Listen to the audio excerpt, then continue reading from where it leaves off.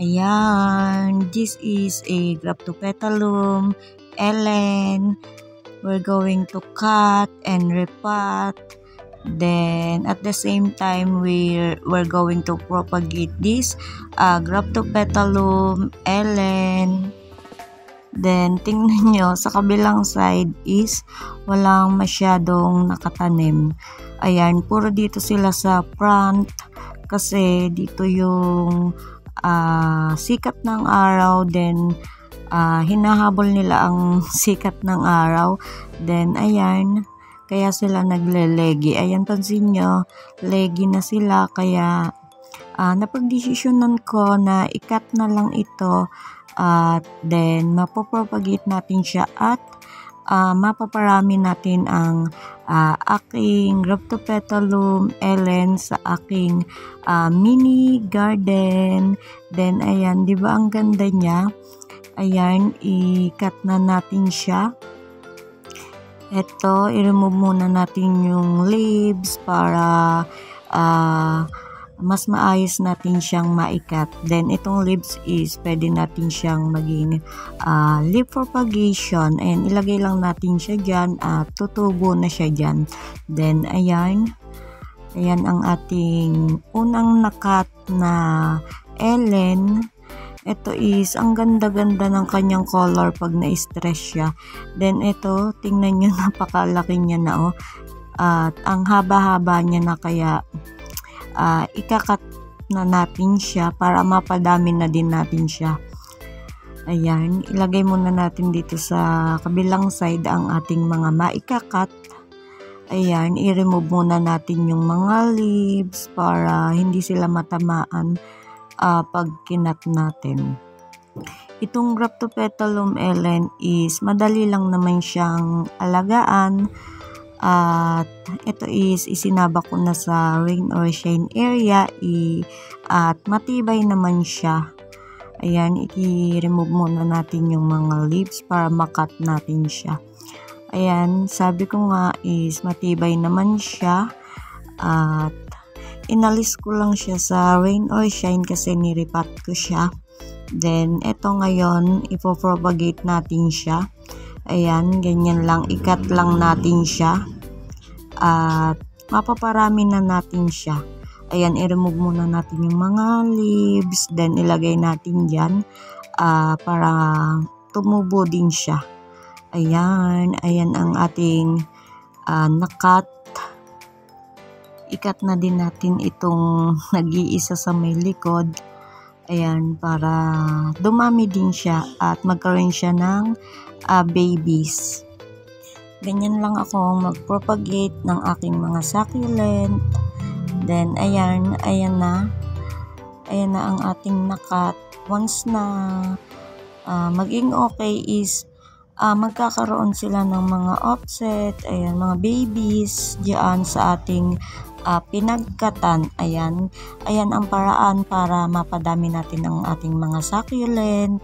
Then eto, nag-ready na ako ng soil para ayan, tusok na lang tayo ng tusok. Ayan, ganyan lang akong magtanim ng aking mga nakat. At dito ko sila nilagay sa may pot na to para parang nakahang sila. Ayan, para magandang tingnan. Then gusto ko ma-achieve yung makahoy sila. Ang ganda kasing tingnan, kaso hindi ko nga ma-achieve. Let's try, malay naman natin, di ba? Maganda kasi pag makahoy sila. Then pag nag-trail ito is maikakat ulit natin at mapaparami ulit natin siya. Ayan. Napakabait na tong Graptopetalum, Ellen. Pero mas nababaitan ako sa Mendozae. Ayun. Sobrang bait ng Mendozae i-propagate at paramihin. Yun talaga is mas matibay dito sa Graptopetalum, Ellen. Sobrang dami ko nang napropagate ng Mendozae. Ayan, i-update ko kayo sa aking mga propagation ng Mendozae once na magka-time. Ayan. Then, eto, ayan, ganyan lang. Itusok lang natin. Ayan, ganyan lang din ako magtanim ng aking propagation sa Mendoza. Meron akong bagong na propagate. Ayan, ipapakita ko din sa inyo yon. Then ito, tingnan nyo itsura niya. Ayan, ganyan na itsura niya. Then i-remove lang natin yung mga leaves kasi kahaba niya. Then apaka-healthy ng leaves niya dito, napakatataba. Ayan, ito is lily propagation natin. Ayan, isa din yan para maparami ang ating succulent through leaf propagation. Ayan, ikat natin kasi masyadong mahaba yung kanyang stem. Ayan, ganyan lang.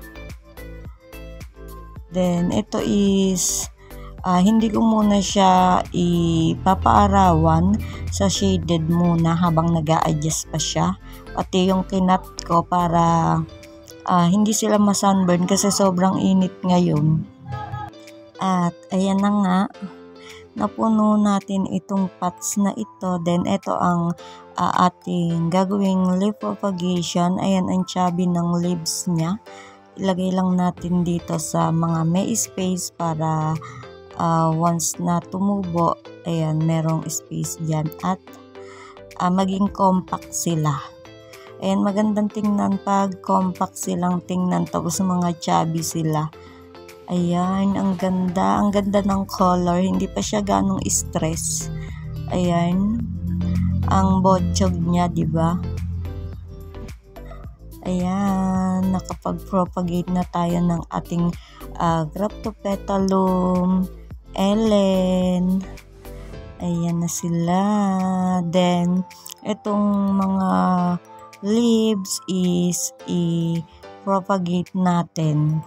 Meron ako ditong styrocups. Ayan, dito ko ilalagay yung mga leaves. Then, hindi ko muna pinuno yung soil. Once na lumaki at mag-success, ayan, tsaka natin sila i-repat. Ayan, i-update ko kayo once na maging success at maging okay at maging okay itong kinat natin. Ayan, ayan lang yung kasya. Maliit lang kasi itong styrocups na ito. Dito ko nilalagay yung mga kinakat kong babies. Ayan, eto na sila. Ayan ang ating pinagkatan. Sana is magkaroon siya ng maraming babies. Then ito yung mga leaves, ilagay lang natin dito kasi tutubo naman siya dyan. Ayan, wag na muna natin silang paarawan. Lagay muna natin sila sa shaded area. Then ito is hindi na siya magsasucess kasi naputol siya.